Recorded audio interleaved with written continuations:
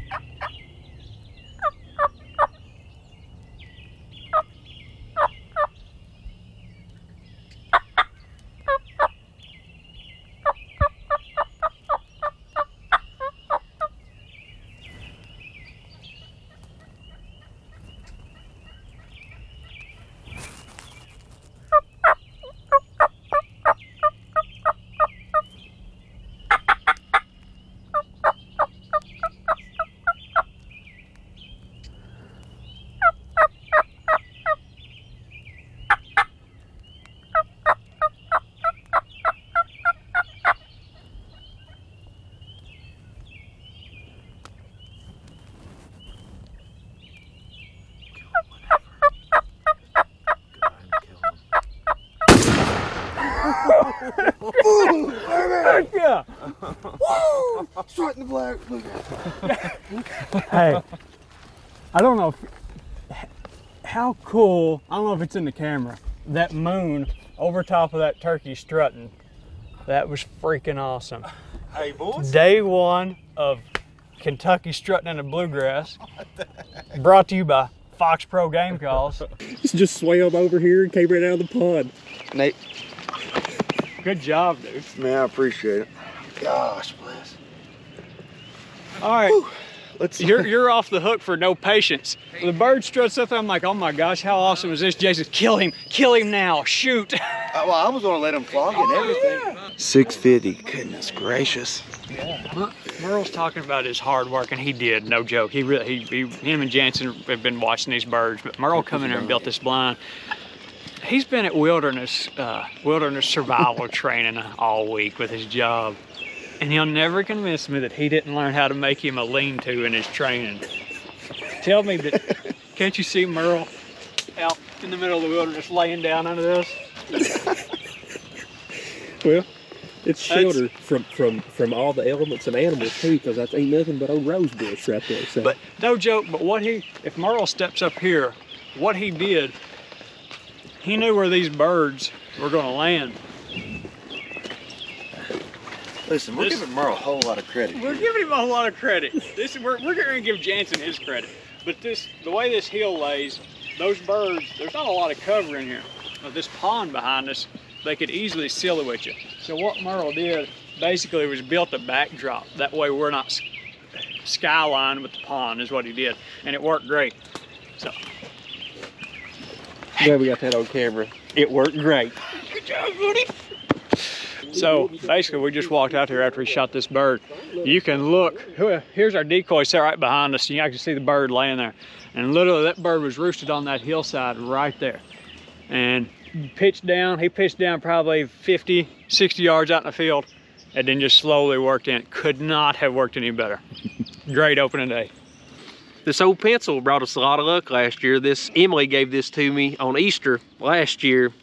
I'm gonna pass the torch on to Jansen, make sure he fills out his harvest log, and we're getting out of here. Day one of Kentucky Strutting in the Bluegrass, and could not have started this week off any better. Real quick, basically tell the last few days scouting wise why we came here this morning. So it really goes back about 3 weeks. Yeah. But the last 2 days, we kind of pinned this bird down, watching him work up here, roosting this tree. He's been a little wonky. He'll fly down here and then work down to that field, or like yesterday, he flew down at the top. So we had a plan A, which was set up here, or a B, if he hit the top, we just want to try to slip around. But I'm glad I watched him go to bed because he did not He didn't gobble once, never gobbled the first time. Yeah. He strutted though. He strutted. As soon as he hit the ground, he went in the strut. He caught the memo, strutting in the bluegrass. Strutting in the bluegrass, he caught the memo. That's right. One thing we're doing this year, we're going to be hunting with several people this week. And one thing Merle and I talked about, one thing that's neat with turkey hunting, man, we were all introduced to it by somebody. We all remember our first hunt.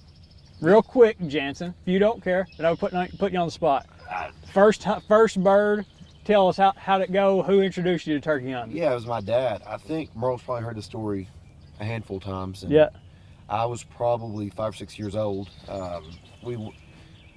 It was back whenever there was actually a lot more turkeys than people realize. Yeah, I think. yeah. My dad, there was a swamp, I remember. He had to piggyback cross me over. Yeah, I remember the Just smell. like I did Merle up there earlier. Pretty much. Okay, yeah. We actually set up on the ground. Yeah. And it was an evening hunt. We set up next to a roost tree, and I'll never forget, we had 2 hens that came in just on the other side of the barbed wire. And you're 5, 6 years old.